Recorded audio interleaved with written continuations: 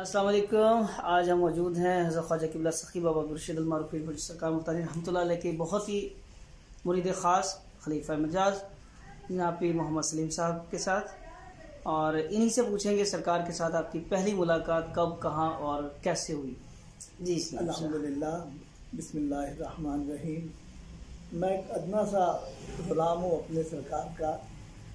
तो उस वक़्त मेरी उम्र तकरीबन 15 साल थी कि मैं कॉलोनी टेक्सटाइल में मुज़फ़्फ़राबाद कॉलोनी में रहते थे। हमारे वाले साहब उस फैक्ट्री के मुलाज़म थे।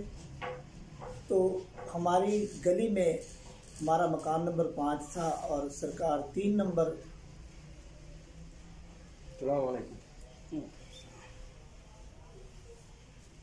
3 नंबर मकान में तशरीफ़ लाए।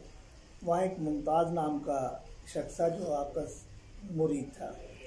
तो उसकी घरवाली बहुत प्यार करने वाली थी। मेरी वालदा से कहने लगी हमारे मुर्शिद करीम आए हैं, आइए आप भी ज़ियारत करें। मेरी वालिदा मोहतरमा गई तो उन्होंने जाकर सरकार की खिदमत में अर्ज़ की कि मेरा बेटा भी बचपन से फ़कीराना किस्म का है, अगर आप इजाज़त दें तो मैं उसको बुलाऊं। तो उन्हीं मुबारक हस्तियों की मैं जिस तरीके से मेरी सरकार ने मुझे बुलाया, 8 दिन पहले मेरी मुलाकात हुई ख्वाब में। तो आपने फरमाया मेरी वालदा मोहतरमा से कि हम उनको जानते हैं। जब हमें बुलाया गया तो हम आपकी खिदमत में हाजिर हुए तो क्या देखते हैं कि वही हस्तियाँ जिनको मैंने ख्वाब में देखा था, और जो जो ख्वाब में सरकार ने हमारे साथ बातें की वही बातें हमारे साथ सामने बैठ के हुई। और सरकार फरमाने लगे आपने ख्वाब में हमें अपनी जेब में से एक तावीज़ निकाल कर दिया था और अचानक ही बगदाद शरीफ हमारी आंखों के सामने लाया गया था। उस वक़्त जब हम सामने बैठे हैं तो आपने कहा कि बेटा अब वो तवीज़ की ज़रूरत नहीं है, अब आप मेरे सामने हो। और जो नज़ारे मैंने ख्वाब में देखे थे तो वही मैंने सरकार के सामने बैठ कर देखे। तो उस दिन से ऐसा मोहब्बत का तकाजा हुआ कि बेइंतहा करामतें, बेइंतहा मोहब्बतें, बेइंतहा उनकी नज़र करम, और ऐसी नज़र करम की कि आज एक मरतबा मेरी सरकार ने फरमाया था कि जिसने मुझे देखना है वो सलीम को देख ले। आज मेरी हालत वही है जो मेरी सरकार की तस्वीर है।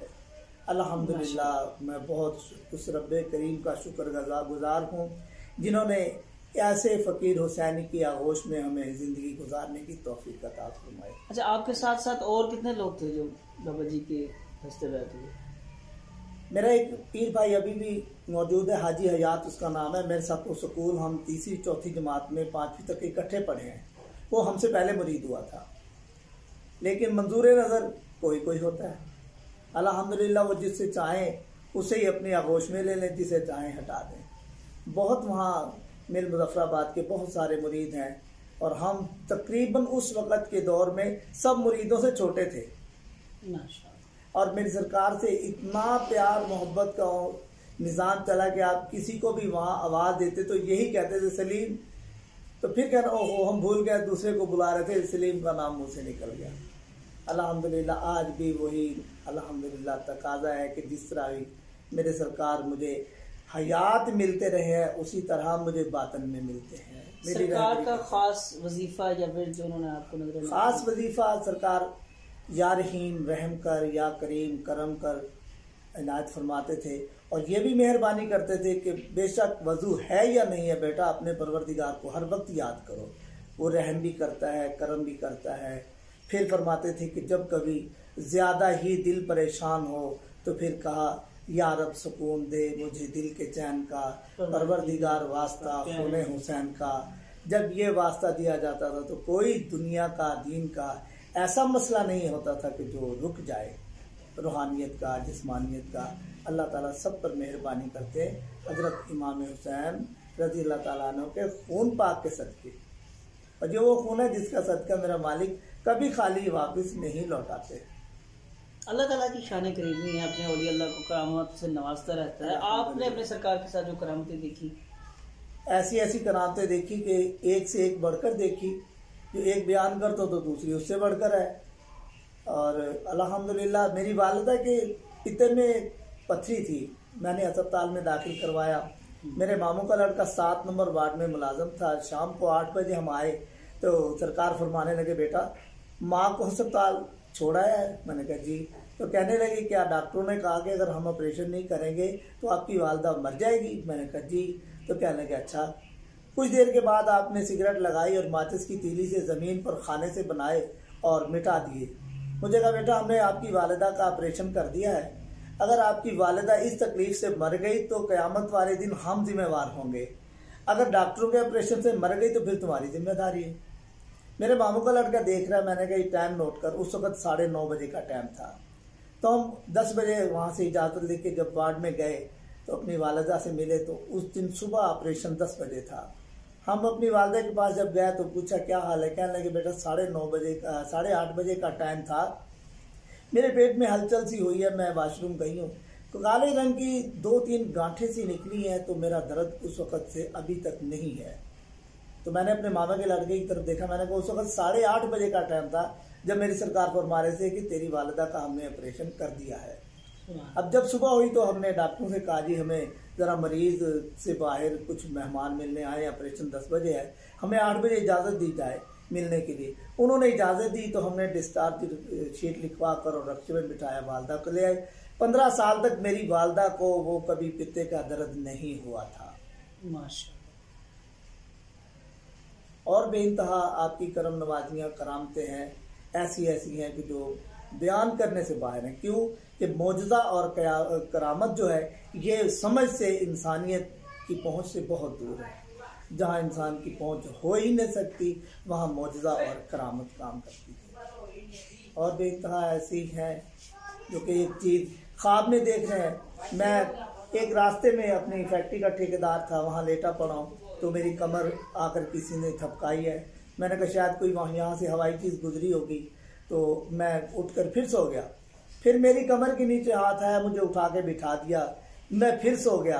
तो फिर ख्वाब में तशरीफ लाए बेटा ये रास्ता है, यहाँ नहीं सो, आने जाने वाली मखलूक तंग हो रही है, यहाँ से चरपाई हटा लो। फिर जब सरकार तशरीफ लाए तो मैं उठा, मैंने अपनी चरपाई एक साइड पे की तो फिर मैं आराम से सोया।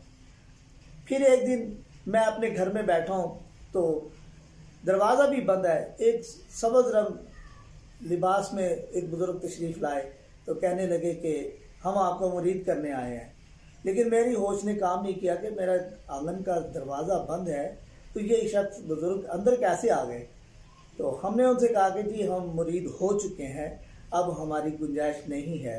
तो जिस वक्त वो चले गए तो हम आए अपनी सरकार के पास, तो सरकार मुझे देखकर हंसने लगे, कहने लगे हाँ भाई आजकल बहुत बड़े बड़े पीर आ रहे हैं मुरीद करने के लिए, तो फिर आपका क्या ख्याल है। मैं अर्ज़ की सरकार जब तक जीके न थे तो कोई पूछता न था, आपने ख़रीद कर अनमोल कर दिया।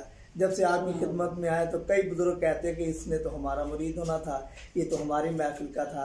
अल्हम्दुलिल्लाह हमारे दादाजी भी वक्त के कलंदर थे, कर्मा वाले पीरों के मुरीद थे, उन्हीं के खलीफा थे। आज उन्हीं की निस्बत से आज हम अपने मुर्शद करीम के खलीफा मजाज हैं, उनका फैज़ आगे इंसानों तक बांट रहे हैं। कुछ अकवाल सरकार के जो आपको याद हों, जो हमेशा के लिए आपको दिए हों। आप फरमाते थे कि बेटा किसी का दिल ना तोड़ो, किसी को बुरा ना कहो, कहीं वो ना हो कि उसका बनाने वाला तुम्हें बुरा कहने लग जाए। अगर तुमने किसी को तकलीफ़ दी उसका बनाने वाला तुम्हें तकलीफ़ देगा। अगर किसी के भाई को धोखा दोगे तो तुम्हारे भाई को धोखा होगा, अगर किसी की बेटी को धोखा दोगे तो तुम्हारी बेटी को होगा। जो कि किसी को धोखा देता है वो पहले उसी को दिए जाते हैं, वो बदला ज़रूर होता है। इसीलिए मोहतात रहो, किसी का हक ना खाओ, झूठ ना बोलो, अपना फ़राइज़ हुकूकुल इबाद का ख़ास ख्याल करो। अपने आगे से खाना भी उठा कर दे दिया करते थे। हमारी हमशीरा हमारे बाबा जी की साहबजादियों के दहेज बने, आपने यतीम बच्चियों को हमारे सामने बने बनाए उठा कर दे दिए और यही कहा बेटा ये भी तो किसी की बेटियां हैं ना। तो अगर हम अपनी बेटियों के लिए बनाएंगे, मेरा पिया अगर कहेगा तो ये किसकी बेटियां हैं, ये तो तेरी बेटियां थी तूने बना दी, इनका कौन देगा। इसी तरीके से मेरी सरकार एक स्कूल में म्यूनसिपल कॉरपोरेशन के स्कूल में आप चौकीदारे का काम करते थे, लेकिन बाकमाल वलायत में और स्कूल में ड्यूटी थी कि आप 6-6 महीने स्कूल ना जाते। स्कूल वालों को यही पता होता कि बाबा जी ड्यूटी पर ही हैं, तो पता होता है बाबा जी तो पहुँचे हुए इस्लामाबाद, पिंडी पहुँचे हुए, कोयटे पहुँचे हुए, इधर ड्यूटी हो रही है। तो मैं सरकार के साथ था तो आप स्कूल से निकले, तनख्वाह लेकर, उस वक्त 450 तनख्वाह थी। तो रास्ते में चंद आदमी आकर उनका सरकार एक जगह फौतगी हो गई है, लैंड पे एक्सीडेंट हो गया है, तो लवारिस है, कोई कफन कुफन का इंतजाम नहीं है। आपने जेब में से वही 450 निकाले, उनको दे दिया। ये नहीं पूछा कि वो लाश कहाँ पड़ी है, कहाँ नहीं है।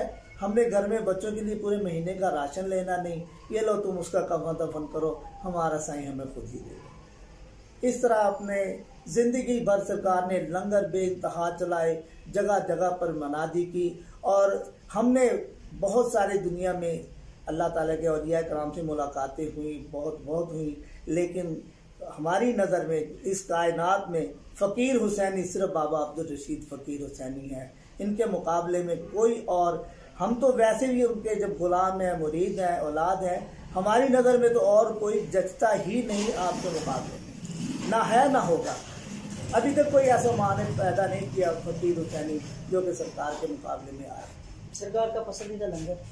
आपकी पसंदीदा लंगर चटनी रोटी थी, और चटनी रोटी भी ऐसी थी जो एक मरतबा खाता था उसकी बेइंतहा बीमारियां भी ख़त्म हो जाती, रूहानी जिस्मानी बीमारियां ख़त्म हो जाती, और आइंदा वो इस रोटी चटनी के इंतज़ार में पूरा साल भी गुजारना पड़ता तो गुजारता था। तो जब भी कभी हमारे वहाँ उर्स होना सरकार का, तो लोगों ने दूर दूर से फरमाइश करनी, यारो हम बहुत सख्त बीमार हैं, हमारे लिए रोटी चटनी लेकर आना। डॉक्टरों ने जवाब दे दिया लेकिन हम रोटी चटनी से ठीक हो जाएंगे। वो खाते, अल्हम्दुलिल्लाह इंशाल्लाह वो ठीक हो जाते। ये अकीदा उन लोगों का है जिनको डॉक्टरों ने, हकीमों ने जवाब दे देना, खाने पीने उनके बंद हो जाने, रोटी चटनी खानी और उन्होंने ठीक हो जाना। अल्हम्दुलिल्लाह।